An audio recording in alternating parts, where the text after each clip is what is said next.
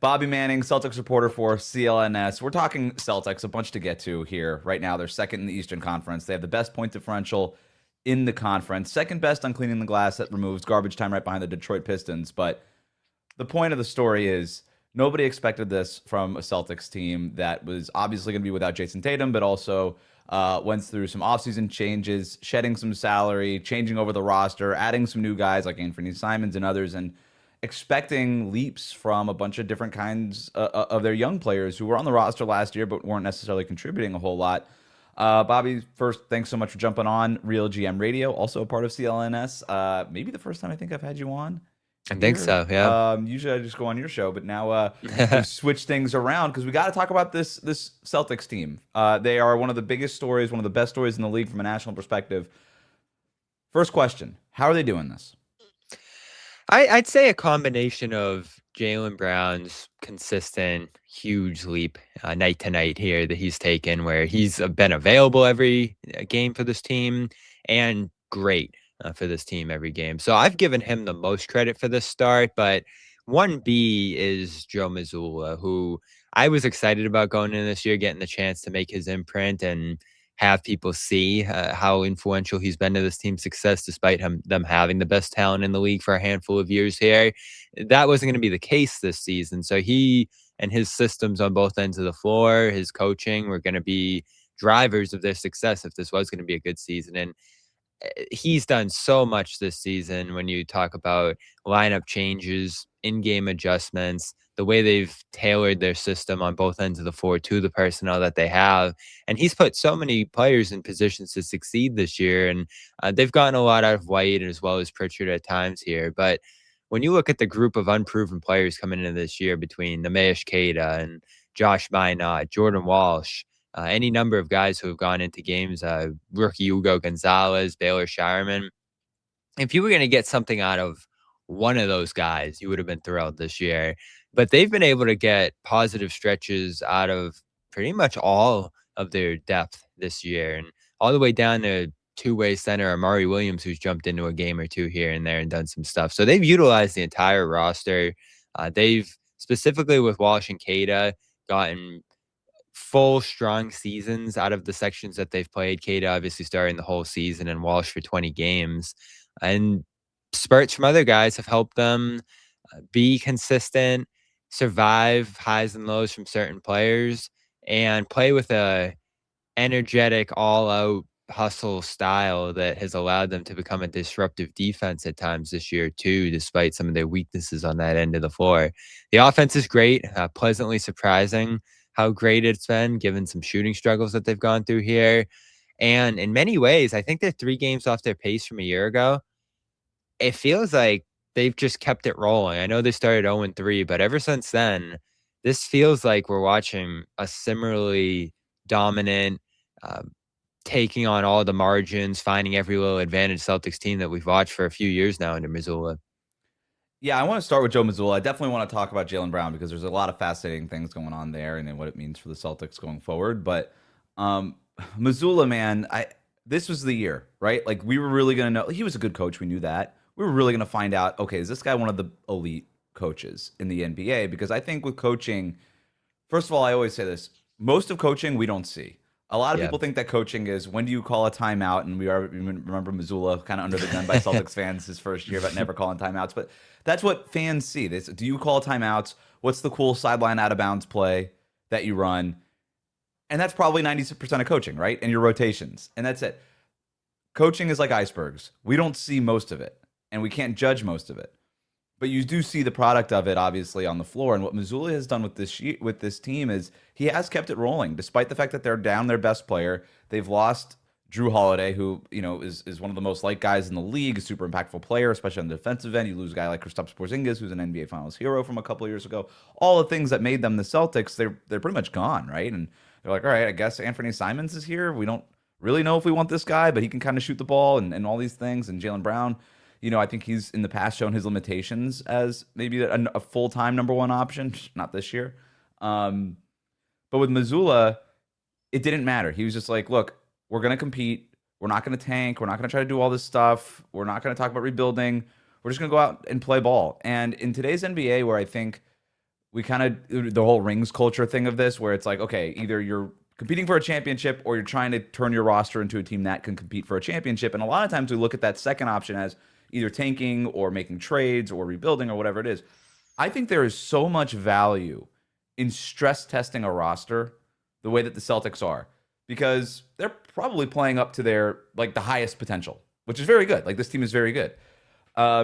There's a lot of value in finding out what this team is made of before you make any sort of decisions, because it's not just the Tatum injury. It's the fact that they have reset a lot of the books and all these things. There's a new era of Celtics basketball that we're approaching here, and figuring out where the roster actually stands as opposed to sort of artificially creating some sort of tank situation to get a better draft pick or whatever it might be.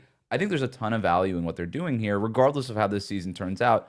I think Mazzulla deserves a ton of credit. You're absolutely right. The guy has mastered the margins of the game, just mastered it. He knows exactly how to move a screw just enough to the right to fix the whole thing, and everything just kind of comes into play here. And I the other part, and I'll end here on my Mazzulla point. Not only is coaching like icebergs, I think coaching is a lot like musicians, where you want your coach to be able to rap the verse and also sing the hook. Yep. You want range, right, from your coaches. I think there's a lot of coaches who are really good schematic wise, but not necessarily that great in player development. And I Yeah. think Mazzulla the last couple of years showed that he's schematically really good at implementing a system, developing interesting defensive schemes, offensive schemes, and all these things, and getting buy-in from veteran players. And that stuff is insanely valuable. He didn't show much in the developmental phase because he didn't have to, right? It was a veteran Yep. team. He's shown a ton this year in terms of player development, getting guys in position, to succeed, and actually, breaking news, coaching, which I Yep. think a lot of head coaching in the NBA comes down to player and ego management. There's very few coaches who are actually coaching in terms of hey, let me make the players on my team better. Let me coach them to be better players by the end of the season. Mazzulla is doing that, man. I cannot emphasize how impressed I am with him.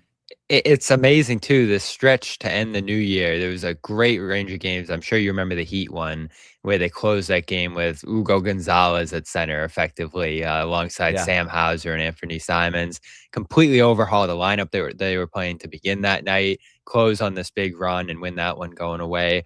They won a game at Toronto when Toronto was the 3 seed Mm-hmm. without Jaylen. Mm-hmm. And that was something, with the way he started this year, you thought, are they going to be able to even compete in a game without Jaylen? And they went up to Toronto and won, I believe, on a back-to-back without Jaylen. And so there was a stretch of games there. They put Luka Garza in the lineup that night after he hadn't played in a month, and that started a new run for him here. And then they're down 20 to Indiana after that stretch of games, bench the starters for Mm-hmm. almost the whole third quarter, and have the second unit effectively get them back into that game. And then they put Jaylen back in for the fourth, and he, leads them to the finish line there.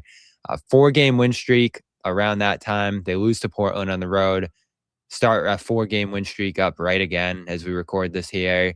And I don't think they've lost more than 2 games in a row this season, which is just incredible. They've had a handful of bad losses, Utah, Brooklyn, Portland, namely. But every time they've had that bump in the road, the 0-3 start too, you can mention, they've just gotten right up and rolled again, or they've changed the lineup, or they've adjusted a rotation here or there. What they've gotten out of the young guys in particular, as you mentioned, is pretty amazing this year, especially Hugo Gonzalez, who I thought could have just been a draft and stash guy. And he's been a fixture to their rotation at 19. It's been unbelievable what they've gotten out of the depth of this roster this year. Slam dunk draft pick, Hugo Gonzalez. What a draft class. I mean, you're just up and down this class. I mean, there's just guys who are contributing, but he's sort of the perfect thing for the Celtics. It's, hey, in what could have been a down year for us, we just need a guy who's going to play his ass off, and this guy's just going to play his ass off every single. That guy's flying around. He's a connector type, which I think those guys are always super underrated. But I don't want to yada yada yada over the 0-3 start, because that 0-3 start could have just kind of shook the foundation under this team. You're like, we just don't have it this year. That's just what it's going to be. I guess we're just going to kind of have one of these down years like the Pacers are having, or teams like that. And for Mazzulla to continue getting that buy-in is huge. Let's talk about Jaylen Brown. Look, we've seen this in spurts from him. Obviously, Finals MVP a couple years ago. Like he's done it at the highest stage. He's never done it for this long as the number one guy. What's the biggest difference in his game that you're seeing? Yeah, to go back to the Joe stuff, I feel like they together embraced a new style for this offense that fit Jaylen's skill set, which is the mid-range game. And he's been the best mid-range shooter in the league this year. I think it was him and Shea for a little bit, and now he's even with the 50-pointer against the Clippers there. Moved past Shea for mid-range efficiency and volume this year, and having that balance between the two. So I think being able to take a part of the floor that a lot of defenses aren't guarding heavily has been huge for his success. But he's also continued to adapt to what he's seeing from defenses. I think over the last week or two here, teams finally trying to figure out what the Celtics team's going to do, have gotten more aggressive in trying to throw double teams and traps and, bring the big up and pick and rolls against Jaylen. And he's had a 10 assist game, 11 assist game against Utah over this last week or two here when they got more aggressive against them. Had a 27-point first half against Portland where the Blazers in the second half went all out to take him out of that game. And I think that was a good thing for him to go through here recently, to see that he's going to get more pressure here going forward. I think another thing, he was 34th in free throw attempts at one point, sounded off about it after the Cavs game, the way he'd been officiated to that point. And I'm sure made some adjustments too that has gotten him up to 7-8 free throws a game since that night. And I believe it was Cleveland where he sounded off about the officiating. So I think he's been vocal. I think he's been consistent in terms of showing up night to night and giving you something you can expect in every game. I think he's only probably had 3, 4, 5 clunker games in this schedule to this point, and he's only missed 2 games, I believe, to this point. And I thought a real important moment, you mentioned the 0-3 start. He had a hamstring injury the last game of the preseason, and it looked like he might miss some time to start the year, but he played the opening night, played the first 3 games. He's on the injury report night in and night out through that stretch, but they're 0-3. They have a back-to-back in New Orleans. He's on the injury report as questionable, I believe. Looked like they were lining him up for a back-to-back rest night, and he played, said he needed to after an 0-3 start, and he wasn't sensational that night, but he gave them 20. It was a 25-minute guy in that game, and it was a close one for a lot of the night, and they pull away late and get their first win. I felt like that was so important, him showing up for that game, him being committed to the start of the season where it didn't look like it was going great. And he's been just driven and motivated, the Eastern Conference Player of the Month snub story by this point, finding every little way he can to get himself going in a lot of these games, helping young guys. We'll start having like a first team All-NBA MVP conversation with him if this thing continues here. And I think there are so many we're always talking about narratives with MVP. You think of him getting this done without Tatum, moving into a bigger role. I think that's a big piece of it. But there are also little stories with him, like that 0-3 story. And he was a big reason. Jordan Walsh was a DNP CD to start this year. He went to Mazzulla and said, this is a guy who could maybe guard opposing best players, be a bit of a defensive disruptor. And, actually Walsh credited with Jaylen with getting him into the rotation after he was a DNP for, 3 of the first 6 games. And eventually he becomes a starter and a fixture, one of the bigger stories of the season, Jordan Walsh. So there's a little off-court leadership stuff with him too that I think stands out from his start beyond the 30 points per game that he's given them every night, which is still amazing to think that he's been that consistent, that effective, that efficient. He's doing it on like 51% shooting with all the attention of the defense on him. So, he's been top 5 player, period, in the league this year. No question. You can't put a ceiling on what he could become, it looks like. Well, that's the interesting part, right? Is it kind of felt like we were there. We kind of knew what he was a second best player on a championship winning team who at times could be the best player on a championship winning team. But he's taken a leap here. He's averaging more dribbles per touch than ever. As you know, that was like the big bugaboo about his game a couple years ago where he couldn't dribble left or whatever it was. Like he's averaging the most time in possession. Obviously, that's because he's the number 1 option, but he's doing it like he's not just dribbling to dribble, right? Like he's out there with the most efficient numbers he's ever had in his career. So he's got the ball more and he's been more efficient. His rim finishing has never been better. He's shooting 54% in those long 2-point range. Like to your point, he's the best mid-range shooter in the league right now. All the spots that you're not supposed to shoot from and a Joe Mazzulla offense, right, ostensibly kind of got rid of. He's like, that's cool. I'm going to eat all this stuff up. But that's the territory of star players, and Jaylen Brown's there. And I do think it's interesting to think about what this team looks like when Tatum comes back. And this is not you got to trade one of them because we're way past that. But it's like, Okay, like to your point, you did change the offense a little bit. You empowered Jaylen Brown. You're seeing what he can do, where he's sort of like this hammer kind of player, where the rest of this Celtics team is kind of, I would say, like a finesse offense, right? It's a lot of perimeter screening. Let's get into those threes. Jayson Tatum is a strong player. When I say finesse, I don't want it to be like soft, but that's kind of his Their game, right? jump shooting team, yeah. Jump shooting team. Yeah, it's probably better. Jaylen Brown, like I said, he's just a hammer through a door, right? Where if all that stuff's not working, he's just going to break it down. And to include both of those things, I do think is interesting, and in a good way. I think having Tatum play off the ball a little bit more, that's just like the gravity that Tatum provides, all that stuff. I mean, it just feels like this offense could be even better if and when Jayson Tatum not if, when Jayson Tatum comes back. Yeah, and I do hope it's this season. As we record it here, it's going to be, I believe, 8 months now since the surgery into January here. We'll get to 9 in February, where a lot of guys have come back. Drew Smith, as you know, was Mhm. back in 9 months, and Isaiah Jackson, a Is lot Drew of guys. Smith the player Celtics fans talk about the most that's not on the Celtics roster? I just feel like I hear the Drew Smith comp. You should have seen in Boston the night that the Heat came up a couple weeks ago, the media scrum around Drew Smith before that game. Probably the biggest of his life. He's like, I don't even get this in Miami. What are we talking about? Unbelievable. Yeah, I That's mean, really funny. everyone's excited about what he did. And, poking around the Heat, it's like, okay, this is a guy who's fighting for his NBA life. Obviously, he's going to come back Right. after 9 months. The Celtics aren't going to be rushing Tatum to do that. So he's in a different position, different body, different career than Smith, certainly health wise to this point. But it's encouraging to see guys come back that quickly. And I got to talk to Kevin Durant a little bit about his process too, and he's like, the surgery's changed the whole process of recovery. And this is just 2019 when Durant went through that. But he said Tatum, Lillard, those guys have gotten new procedures, less invasive.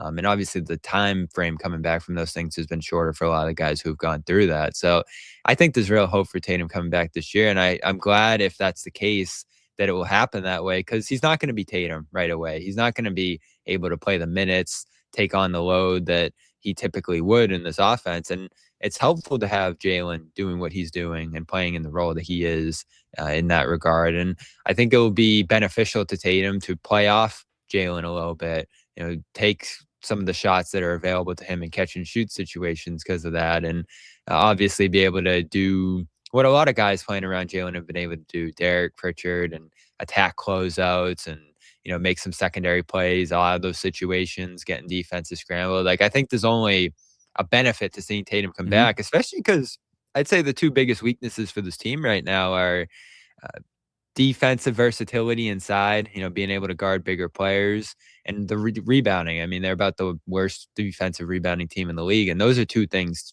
Tatum excels at. So Right. he gives them that at the very least. I think he is capable of playing a role.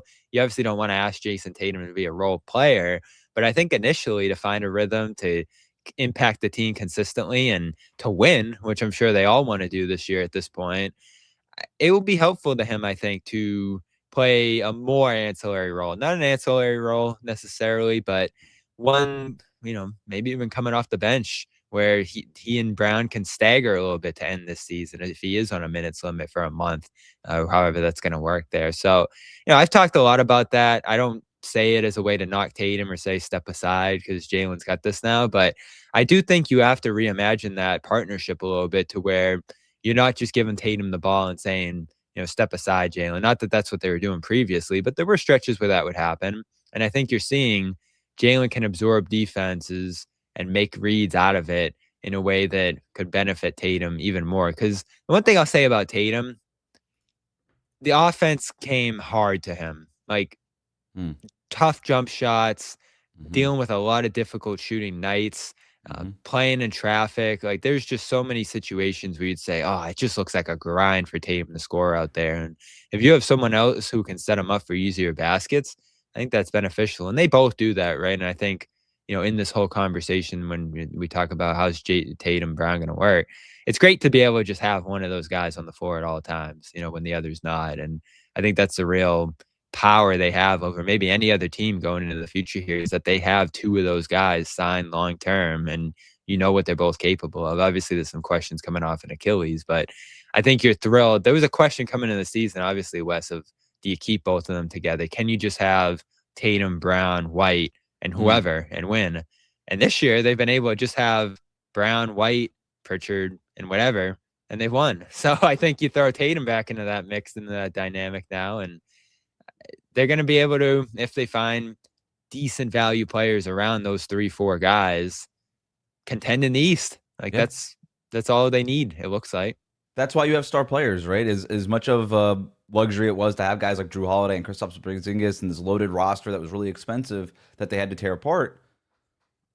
That's why you have guys like Tatum and Jaylen Brown, is that you could just go out and find value in other places. I make the comparison all the time to like the Kansas City Chiefs with Patrick Mahomes, right? It would have Yeah. been nice to keep Mahomes and Tyreek Hill together forever, but the NFL has a hard cap. They had to choose one. Obviously, you pick the quarterback, but the quarterback is enough of a star where they're able to make it work and they end up winning more Super Bowls. So, And they lose 4 guys this offseason, and yeah. 3 look like the right move. Mhm. Luke's tough. He's killed in San Antonio, but they've gotten K to step Yeah. up at that spot. So, you could argue all 4 of those moves, letting those Agreed. guys go, were the right moves. Agreed. Last thing on the Durant comparison, because I think it was a good one. I agree with you. Look, with Tatum, it's not black and white, right? You hear people talk about like, oh, he shouldn't come back, just take the whole year off, come back totally healthy. It's like, there's risk in that too. And the one thing we know, there's nothing better than 100%, right? Once you're 100%, you're 100%. And when Tatum's 100%, and if there's still basketball games being played this season, then he should be out there because you don't get better than 100%. So Yep. if all the doctors are checking him off, then you go out there. And Durant, when he came back from his Achilles, he played 30-ish games for Brooklyn when he came back at the end of that season. And then the following year was like had one of the best seasons of his career, averaging 30 points per game. He was on MVP ballots, second team All NBA. Like he was back with that Nets team. It looked as good as he ever did in that 2022 season. So I do think there's a lot of value in Tatum coming back, and I think everybody hopes that that we see him again at some point this season. Last thing here, before I let you go, trade deadline. How should the Celtics approach it, understanding that maybe there is a path in the Eastern Conference here because it's only wide open because Tatum got hurt, right? So if you think about it, like, okay, if Tatum comes back and we can fortify a couple of spots and maybe get a big or something like that, should that be the approach, or should they be thinking longer term, or should they just do nothing? Like, what do you think should be the approach out of Boston? It's the thing I've heard throughout the schedule here is that they are going to look long term. I think this team's going to only make a move if it benefits them in the long term. So it does make sense. I know Michael Scotto had some reporting yesterday as we record this that Vika Zubac is a guy that they had some interest in, signed long term, can be a staple at center, and they have to find that, right? I love Keita. I think he's been sensational, and I think he can be a big part of the solution going into the future. Garza's had moments as well. But you would love to have a staple at that position, the way you did in Porzingis and Horford and some of the guys who've been at that position for them in recent years. Zubac would be phenomenal, and I don't think the Clippers are going to move off him necessarily. But that's the only type of situation I'd move off Anthony Simons now, and it's a tough decision that they're going to face with him. They're 12 over the tax. I think at this point in the year where they've been successful, you pay some tax to keep this team together ultimately. And I know it's a boring answer, but the win for Celtics fans, I think, would be keeping this team together, getting Tatum back down the line potentially, and going for it with this group that's been so good and so consistent all season. I don't know how I feel about Simons being here long term necessarily. I think there is an argument they're going to have a full mid level this summer.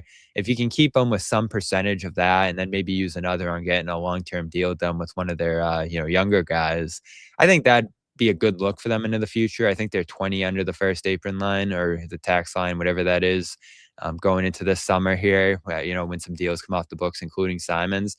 So it's been a tough fit. I think Simons has probably played a smaller role than 27 million would warrant Mm-hmm. in many cases, but it does help that he's an expiring. So at the very worst, you're getting 27 off the books this offseason and doing something else with that, or at least part of that potentially going forward here. And when you've look back at the summer and some of the reporting that's out there on Simon's value, I just don't see any reason to attach a pick to a guy like that who's helped you and who has grown in his game and in his role this season. I've really liked the way that he's played this season. And I love a guy like Nick Claxton. If you could get something done there with that contract, I think that'd be a great fit for this team into the future. But with how many picks you're potentially giving up in these scenarios for a center, and with how enticing Simon's performance has been this season, and could it even grow and expand beyond the season playing alongside Tatum and Brown at the right price? I'd probably say no on a Claxton Simons thing. And Zubac, I'd have to think long and hard about it, especially with all the picks that would be going out to LA in that scenario. But I might even lean no in that situation because you said it, Wes. Like, they have drafted, they've developed, they've shown their ability to integrate young players in a way around Tatum and Brown that makes you think, all right, like, that's the path here in this new NBA environment. It's not a $20 million center. It's finding a guy in the draft or free agency or who's been overlooked and acclimating him to the system. So I think you stand pat if you're the Celtics at the deadline and see what this team can do down the stretch, make some of your moves in the offseason and run this thing back next season with Tatum and Brown. The way that they've done things, like, there's no rush, right? Like, the window is now wide open for this team. So to your point, like, this is not a team that needs to make some sort of desperate move at the deadline. I agree with you. Bobby Manning, CLNS, thanks so much for jumping on, man. Thank you, Wes.